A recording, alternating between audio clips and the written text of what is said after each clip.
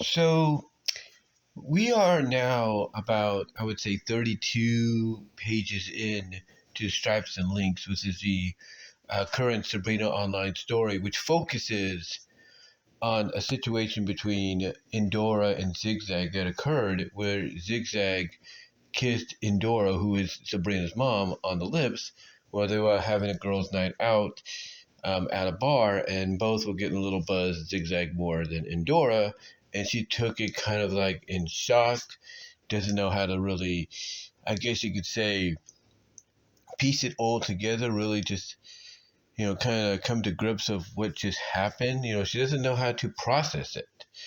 So this has led Zig Zag basically to try to find out, okay, what is wrong with me? Or at least try to get answers as to, okay, why does she do this? And Sabrina, for her benefit, is very understanding of the situation because she knows how Zig Zag is. I mean, even when she admitted to her folks that Zig Zag did the same thing to her, they weren't shocked.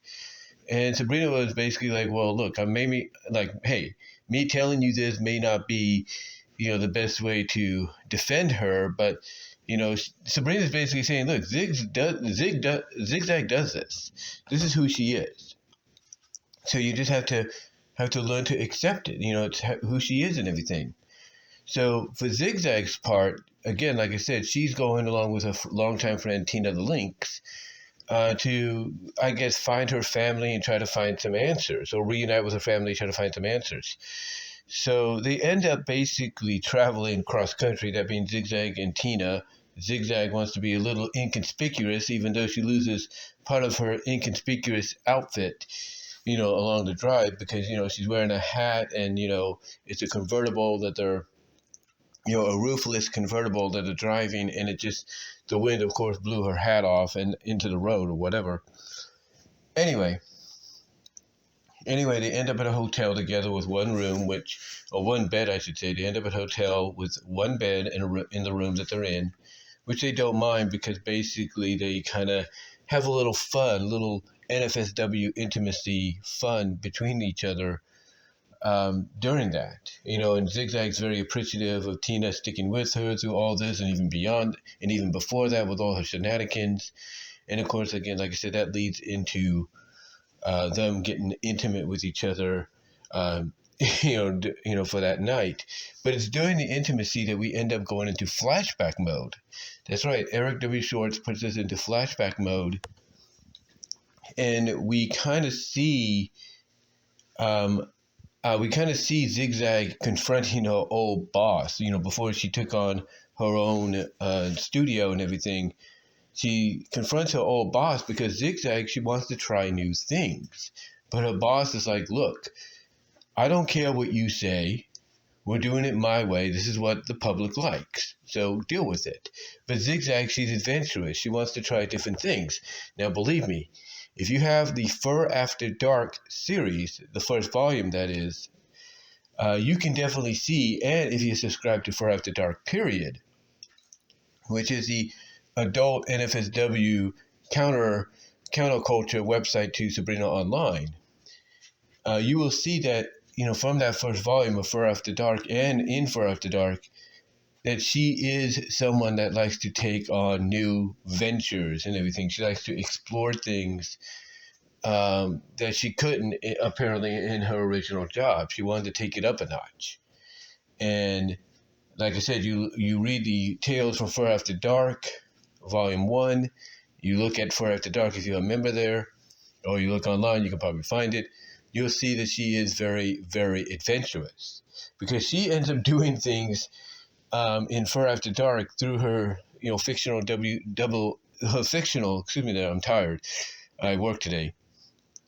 Her fictional Double Z Studios, adult film studio, she ends up doing things that obviously she couldn't do, like I said, with her former studio that she worked for. So basically, she's confronting him, and Tina's like, hey, let me talk to him, see what I can do. Obviously, she couldn't do much. And, they're just, talking, hanging out in the recent chapter, talking about how, Zig Zag likes to pay. She doesn't have no problem with that. No issues, period. but she can do everything that she's asked to do in her sleep, because it's basically the same thing over and over again.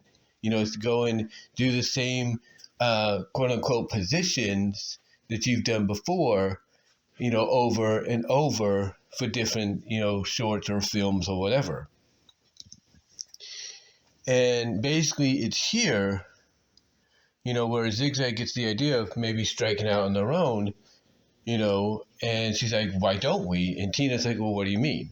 And then that's how that, ends. But so far I've liked the story because, again, as I said before, it's a nice little different take on these characters, and we're getting to know more about Zig Zag and even Tina now than we thought we had. We're getting more emphasis on the background and who they are, and how they became friends, and basically we're starting to see the origins within this story of how Double Z Studios came to be. Because basically it's Zig Zag basically saying, hey, look, I don't mind getting paid for doing the same stuff, but I want to freshen things up. I want to change things. I want things to be a little adventurous, a little different, a little risky, a little bit of a risk, taking, if you will. And like I said, if you read the Tales from Fur After Dark, if you're on the Fur After Dark website as a member, or you could just look it up online, you will see that she definitely, in fiction, through her fictional studio, a lot of that paid off. Because, again, like I said, she gets herself into situations you would not believe. There's even a journal story, kind of a little journal story she did, or she takes part in as part of the Fur After Dark that I think you can find online, but you can also find in the Tales from Fur After Dark, Volume 1. But this is a little, journal arc, diary arc, if you will, where she basically, talks about all these things she's gone through. And let's just put it this way. She has done some of the most unique and most talked about, fictionally impossible fetishes, NFSW wise, that you could ever think of. From the soft vor to UB, the unbirth, if you will, the being mummified or cocooned through webs and so on. She's done it all. And again, there's this little diary journal arc that they have in Tales from Far After Dark and on the Far After Dark website, and I'm sure you can find it on the internet, that shows her in all these different scenarios. And again, you look at that, if you get a chance to, and you read what she says, in these last 2 pages, of the Stripes and Links story in this flashback portion, and you kind of understand now why she likes to go outside of the norm, why she likes to go outside of the box and do things that are so different, so different in the adult entertainment world that, well, honestly, in the real world of adult entertainment, it's impossible, but in the fictional world, it's not. So again, you can kind of understand why she is the way she is, because when you look at this recent chapter that just dropped on the Patreon for Eric W. Shorts and Fur After Dark, as well as you look at it for free when it comes up, or even the previous one, you can see why she, like I said, she kind of takes these opportunities to go in these different directions and do these things. This is why you see her basically, there's an animated short, if you will, that I think Eric W. Shorts did, where she basically is, getting bathed in a certain white substance, if you know what I mean, to the point that she submerges completely under it. She basically submerges under it like it's a bubble bath. That's what happens. So yeah, you kind of get, when you look at the recent chapter and even the chapter before for her Stripes and Links, and you connect it to what I just said, you kind of get the idea of why she is the way she is when it comes to basically doing the things she does for her studio, and having people like Sheila Vixen and the skunk wife and wife duo now of Stacy and Tracy do the things that they do. and why she has this giant slimy octopus that has this power to, you know, I guess you could say shower them in the white essence, if you know what I mean, and so on. So, yeah, you kind of get an idea now, especially with reading these last chapters. That you kind of get the idea of as to why she is the way she is with what she brings to the table, and I think it's great. I think it's great that again we're getting to know a little bit more about her and finding out exactly how the studio came to be, and it's mainly because, as we see as we've seen in these recent 2 chapters, her original boss did not want to spend the extra dough to take these risks, to take these chances, which for Zig Zag and her studio have paid off tremendously and very successfully and financially. But yeah, so far the story I think is good, and I can't wait till we get to the present day again to see what happens. Obviously, we're going to see the aftermath of her and Tina getting it on with each other. But anyway, with that said, let me know what your thoughts are, guys. How do you feel about the storyline? What do you think? What are your thoughts on the flashback moments or the flashback scenes we've been getting in recent weeks?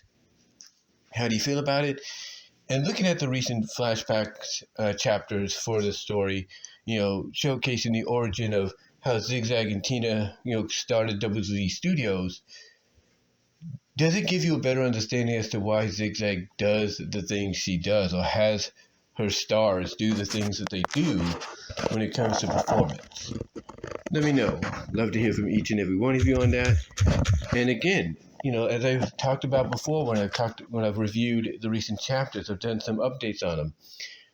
What do you think the revelation is going to be?